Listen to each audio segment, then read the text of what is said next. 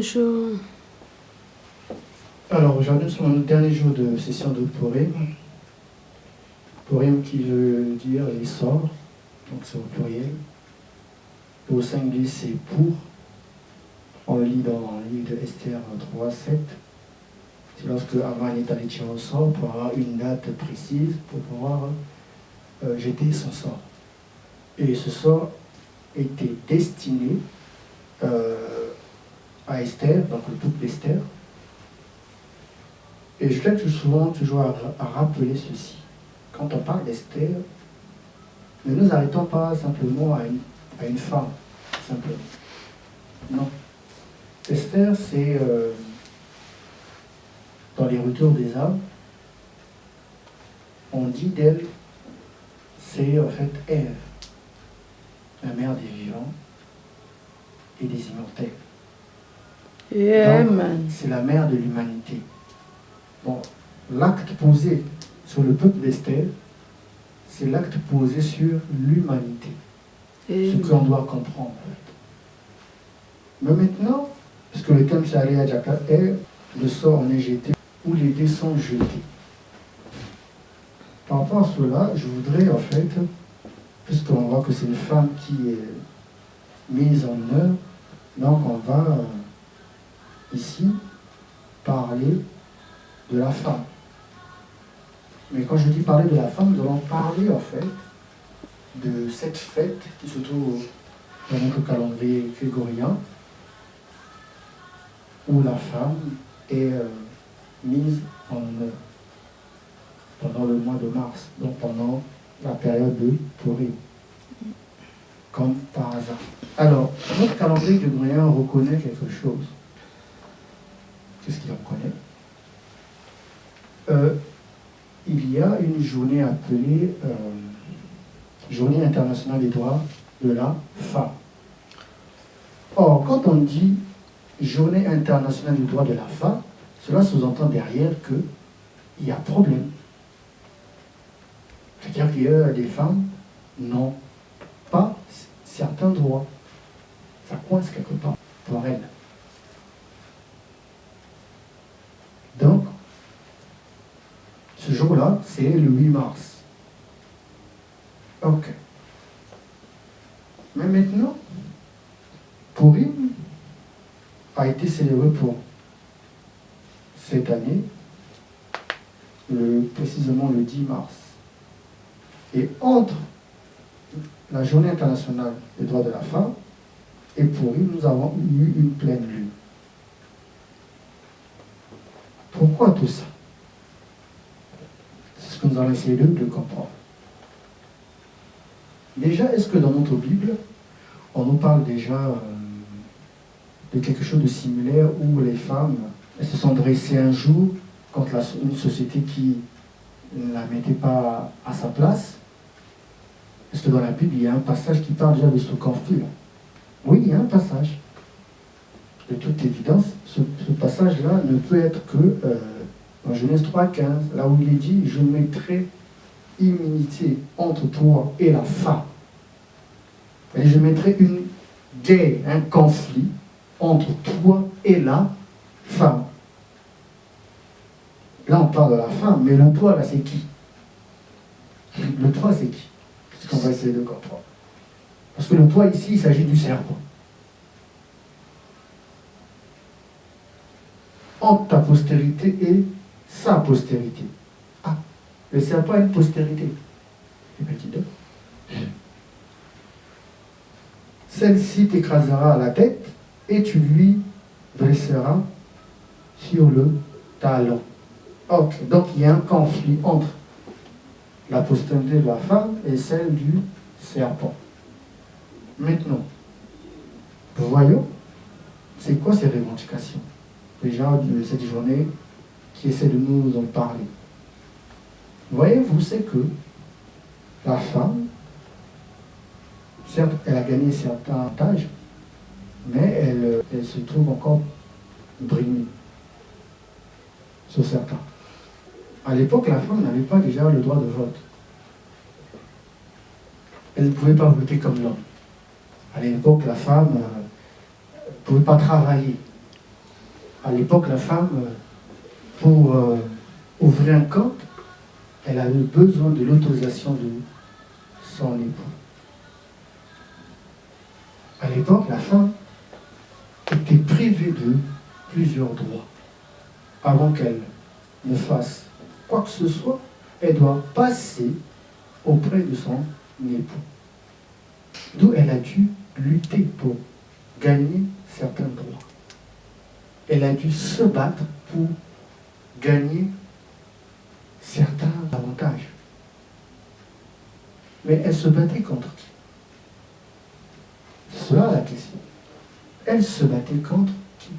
Parce qu'ici on nous dit, je mettrai un conflit, je mettrai une guerre immiscée entre toi et le serpent. Mais on voit que quand la femme se bat sur la terre, elle ne se bat pas dans la compréhension que c'est avec le serpent.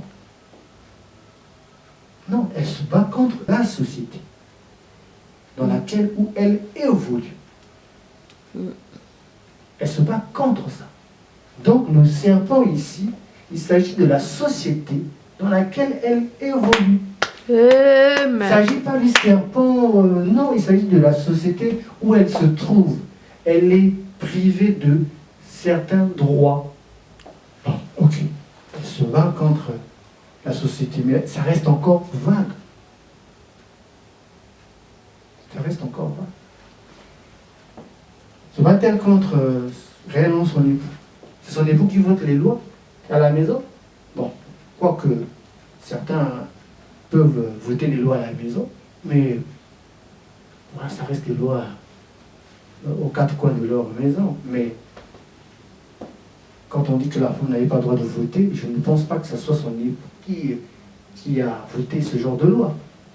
Quand on dit que la femme, pour ouvrir un compte, elle devait demander l'autorisation auprès de son époux, je ne pense pas que c'est son époux qui a décrété cela. Quand la femme voulait travailler, je ne pense pas que c'est son époux qui a décrété cela. C'est-à-dire que nous n'autorisons pas à cette dernière de travailler. Non. Ce sont quoi? Ce sont ceux qui sont en fait des piliers dans une société, ceux qui votent les lois. Mais qui sont-ils? Ceux qui votent les lois dans une société. C'est ça. C'est ça. C'est la politique. Les hommes politiques. Et les hommes religieux. On retombe toujours vis-à-vis d'eux. Regardez même. Regardez. On dit que dans Matthieu 3, 7, on dit, mais voyons venir à son baptême beaucoup de pharisiens et des sadducéens. Donc ça, c'est des gens du temple, ceux qui ont un rapport avec le temple, donc les religieux. Il leur dit, race de vipères, qui vous a appris à fuir la colère à venir?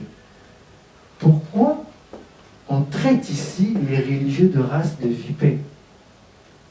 Ça fait allusion au serpent. Regarde l'autre passage. Cette fois-ci dans Matthieu 23, 33. Il est dit ceci. Serpent, race de vipères, comment échapperez-vous au châtiment de la géhenne? Mais là, on s'adresse à qui? Là, Christ s'adresse encore aux hommes du temple, aux religieux. Et dans Jean 8, 44, et là, ça va être plus explicite, il dira, vous avez pour père le diable.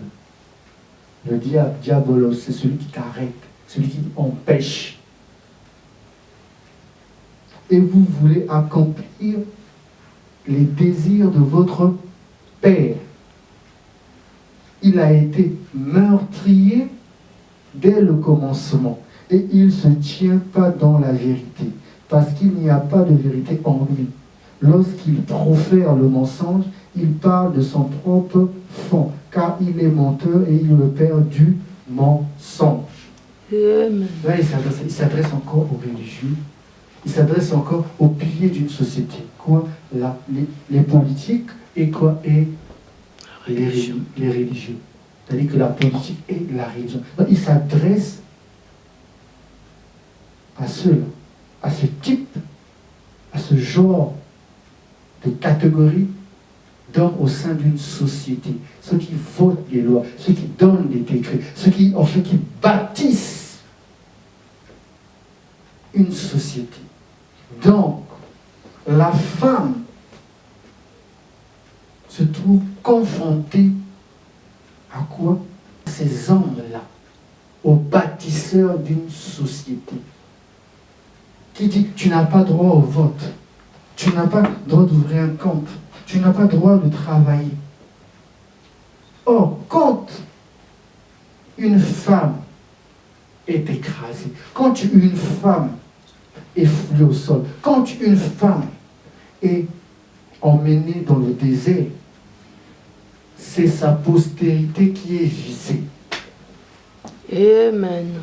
C'est sa postérité qui est visée. Puisqu'il est dit, je mettrai quoi? Un conflit.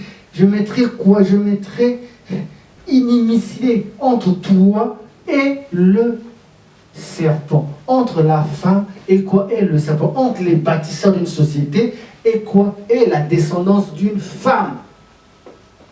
Quand on attaque à une femme, on attaque à l'humanité. Puisqu'il est dit que la femme, c'est la mère de l'humanité. Donc ici, en fait, au-delà que ce soit symboliquement parlant d'une femme, il s'agit en fait de l'humanité qui est touchée.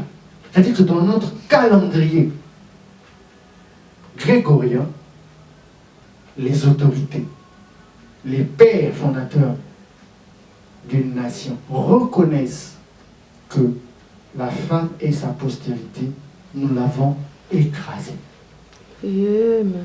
Puisque dès lors qu'on dit journée internationale des droits de la femme, ça sous-entend qu'il y a problème alors. Simplement. Et le verset le dit 3,15. Je mettrai inimitié entre toi et la femme, entre ta postérité et sa postérité. Celle-ci t'écrasera la tête et tu lui blesseras sur le talon. Si on s'arrête simplement que c'est une femme, on passe à côté. Donc, comprenez au-delà de cette journée de quoi il s'agit. Puisque la joie d'une femme, c'est quoi? C'est d'être appelée une mère un jour. Puisque le salut est comparé à quoi? À l'enfantement d'une femme. Mais une femme enceinte qui enfante veut voir son fils, elle veut voir son rejeton quoi? Parvenir à la royauté, parvenir au bonheur, parvenir à la joie, parvenir à un destin radieux.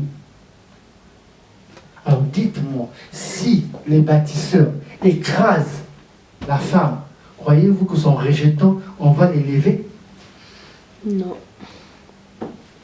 Un adage dit chez nous, au Congo-Brazzaville, même dans certains pays d'Afrique, ils disent que si nous mettons zola imboa, le sinaba kasayen. C'est-à-dire, si tu aimes le chien, tu meurs aussi avec ses puces. Si tu détestes le chien, tu détesteras aussi ses puces. Donc, tu ne peux pas écraser la maman et élever son fils. Ça ne passe pas.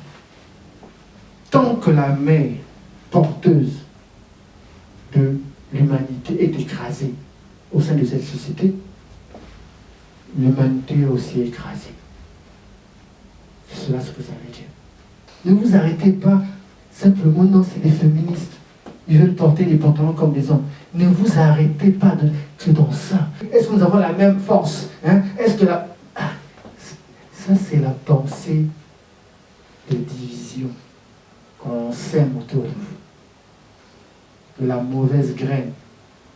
Ce n'est pas une histoire que la femme cherche à porter le pantalon comme l'homme, non. Ce n'est pas une histoire que la femme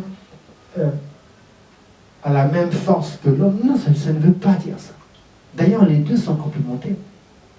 Ce qu'elle peut faire, l'homme ne peut pas le faire. Ce que l'homme peut faire, la femme ne peut pas le faire. Et si les deux ont ce que les autres ne peuvent pas faire, cela veut dire quoi? Donc les deux sont complémentaires.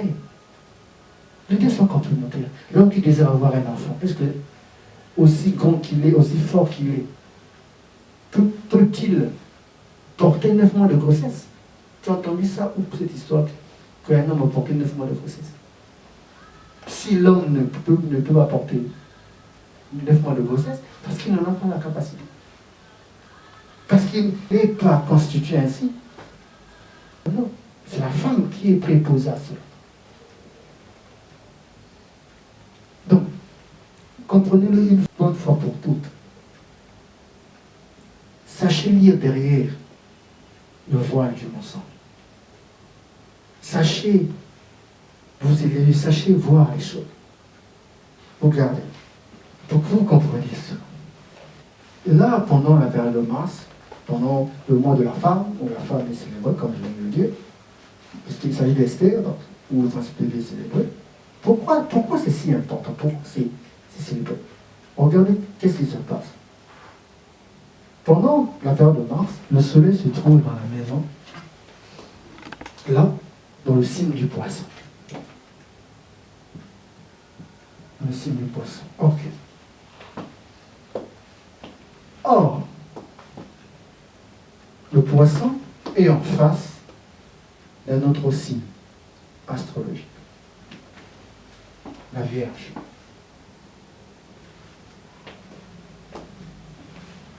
Poisson, Vierge. Ok. Maintenant,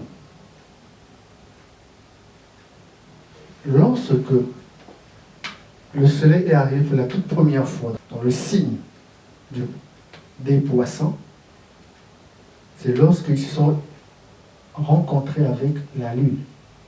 Donc les deux passent 48 heures ensemble, et après, ce qui se sont dit là dans la maison des poissons va se manifester, va se réaliser dans notre réalité 14 jours plus tard. Et 14 jours plus tard, la lune va se retrouver où? Va se retrouver là, dans la maison de la Vierge. Et lorsque la lune se retrouve dans la maison de la Vierge, c'est la fameuse pleine lune que je faisais allusion tout à l'heure. C'est le 9 mars. Donc, on a d'abord eu quoi? Le 8 mars, journée internationale des droits de la femme. Le 9 mars, la pleine lune, ce qui s'est passé dans la maison du poisson avec la lune, elle va se manifester 14 jours plus tard. Donc en pleine lune. En pleine lune, donc la pleine lune, la lune se retrouve dans la maison de la Vierge. Ok. Et le 10 mars, c'est Purim, qui est le 14 Adar, où la fête est célébrée, où quoi? Ce fameux décret, ce sort là, jeté le 13 Adar, en quoi? En défaveur de quoi? De Esther et de son peuple, en d'autres termes, de l'humanité, a plutôt été favorable. Ok. Pourquoi ça a été favorable? On va essayer de comprendre ça un peu. Le poisson, la Vierge, voici l'ère à laquelle il vient de s'achever, l'ère des poissons. Et on a compris que le soleil se trouve dans le mois de mars. On le situe dans le poisson. Donc là, c'est dans le mois de mars. Et c'est Adar en hébreu. Et lorsque le soleil se trouve chez la Vierge, c'est la période précisément de septembre. Et c'est Elul en hébreu. Et l'anagramme de ce mois d'Elul, mois en hébreu, c'est quoi? Je vais vous dire ça, c'est Ani Letodi Vetodi Li. Je répète, l'anagramme du mois de septembre en hébreu, c'est le E, c'est Ani. Le L, c'est Letodi. Le Vav, c'est Vetodi Li. Ça veut dire quoi?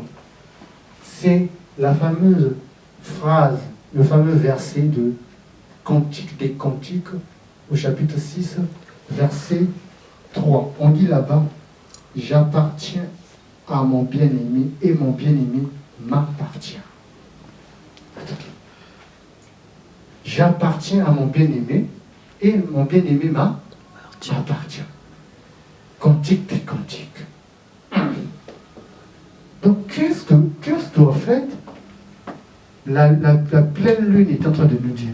La pleine lune est en train de nous dire, en fait, juste à la veille de Purim, juste à la veille, en fait, de la célébration de joie, juste à la veille, en fait, où il y a eu un décret catastrophique, et on est en plein dedans, puisqu'on a coronavirus. On a quoi? On a un décret, un sort catastrophique qui a été jeté pour l'humanité, juste à la veille. La lune, elle nous dira, j'appartiens à mon bien-aimé et mon bien-aimé m'appartient. C'est quoi en fait? Parce que lorsque la lune se trouve là, c'est la date anniversaire de la création de notre monde. C'est la date anniversaire de la création de notre monde. C'est quoi? C'est le 25 Elul. C'est la date anniversaire de la création de notre monde. C'est quoi? C'est la période où on célèbre Rosh Hashanah, on célèbre quoi? Yom Kippur, on célèbre quoi? Sukkot, les trois fêtes alignées.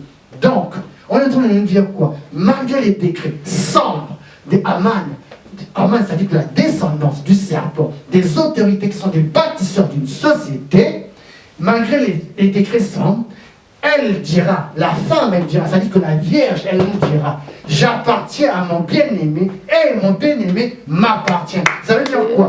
Rien ne peut m'arriver, moi et ma descendance, puisque moi, j'appartiens à mon bien-aimé et mon bien-aimé m'appartient. C'est quoi? C'est l'accès au roi Assuérus qui a changé le décret. Amen. Puisqu'on sait que c'est le roi Assuérus qui a changé, dit quoi? Ma bien-aimée va tomber en faillite de ce décret du serpent, de Haman, mon bras droit. Il a voulu exterminer ma femme et sa descendance. C'est non.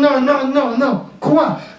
J'appartiens à mon bien-aimé et mon bien-aimé m'appartient. C'est-à-dire que l'humanité m'appartient. C'est-à-dire que ce décret funeste, ce décret catastrophique, c'est-à-dire que le roi du monde, l'indéfinissable, a décidé de changer cela. C'est ce qui s'est passé. Amen. C'est ce qui s'est passé. Amen.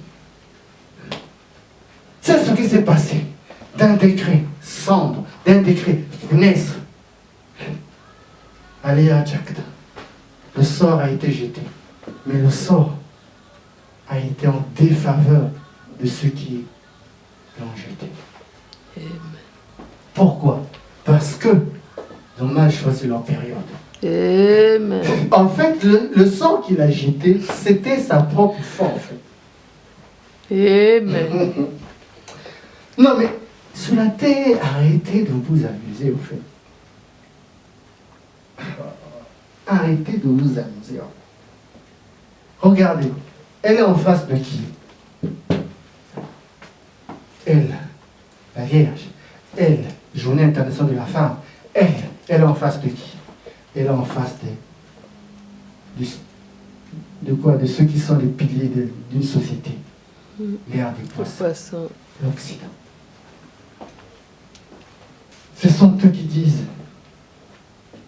je mettrai une unité entre toi et le serpent, entre toi et la femme, entre ta postérité et la postérité de la femme. Celle-ci t'écrasera la tête et tu l'écraseras. Ce sont eux qui disent. Mais elle dira, Annie l'étoudie, j'appartiens à mon bien-aimé et mon bien-aimé, non, et mon bien-aimé appartient. Mais de qui? Quand elle dit mon bien-aimé, elle fait dire à qui? Elle fait lui dire à Assuérus. Mais Assuérus, c'est le symbole de quoi? De l'indéfinissable. Amen. C'est lui qui change des décrets. C'est lui qui dit non. L'humanité ne peut pas aller à sa perte. L'humanité ne peut pas être écrasée par la descendance du serpent. L'humanité ne peut pas être écrasée par ceux qui se complaisent à vouloir faire du mal à la population mondiale. Amen. Non. Il a changé ce décret-là. Et plus tard, que le décret d'aujourd'hui soit le même demain. Mon Dieu. Il soit le même demain et toujours. Voilà pourquoi il est recommandé à Josué. Par qui? Au moment de la guerre entre Amalek, Josué dit, écrit cela dans le livre du souvenir. Quoi? Que Amalek et sa descendance doivent être effacés sur le soleil. C'est-à-dire de génération en génération. C'est-à-dire que ce décret a été déjà écrit et scellé. Quoi qu'il fasse, quoi qu'il mijote contre l'humanité, puisque l'humanité c'est quoi? C'est cet être-là, le milliard qui n'a pas de nom. C'est cet être-là qui est à l'origine de l'humanité. Il a dit, quoi qu'ils, ils n'auront pas gain de cause. Les choses se retourneront toujours contre eux. Amen. Et c'est à ça, en fait. Nous ont pondu cette affaire de journée internationale de la femme.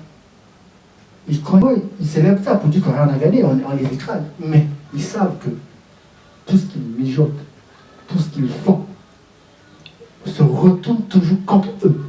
C'est toujours à leur désavantage. Amen. Et là, tout est plié, tout est scellé. Et regardez même, regardez. Ici, la maison, c'est la maison de Mercure. Or, Mercure, c'est elle qui est plus proche du soleil. C'est le scribe qui est plus proche du soleil. Qui est plus proche de quoi? De la vérité. Donc, quoi que tu vas faire pour la femme, parce qu'il s'agit de la Vierge c'est la femme. Elle s'appelle Bethléem. C'est-à-dire que la maison de la femme et de la postérité de la femme, c'est-à-dire que de l'humanité. Sache que l'humanité, telle qui est reliée à quoi? Au soleil, c'est-à-dire à cette là qui est à l'origine de la création de toutes choses. Donc, quoi que tu vas faire sur l'humanité, tu touches à cet être-là. Et lui, il ne laisserait pas se faire invincer. Donc, voilà. Je vais m'arrêter là. Journée internationale des droits de la femme, qui se célèbre dans ce mois de Hadar, ce mois de mars, leur rappelle simplement, en fait, de cette inimitié qu'il y a entre les autorités d'une société qui veulent toujours écraser l'humanité. Mais le signe de ça, le sceau de ça, c'est en écrasant la femme. C'est en écrasant la femme. Parce qu'on ne peut pas dire qu'on écrase la femme, nous, aujourd'hui, et relever sa descendance. Ne rêvez pas du tout. Ne vous rêvez pas du tout. Et arrêtez de croire que les femmes, c'est des féministes. Qu'elles cherchent à porter le pantalon comme l'homme. Elles cherchent à devenir comme l'homme. Ce n'est pas de ça qu'il s'agit. Ça, c'est de la mauvaise herbe qu'on vous balance pour vous mettre en dichotomie. Ce n'est pas de ça qu'il s'agit.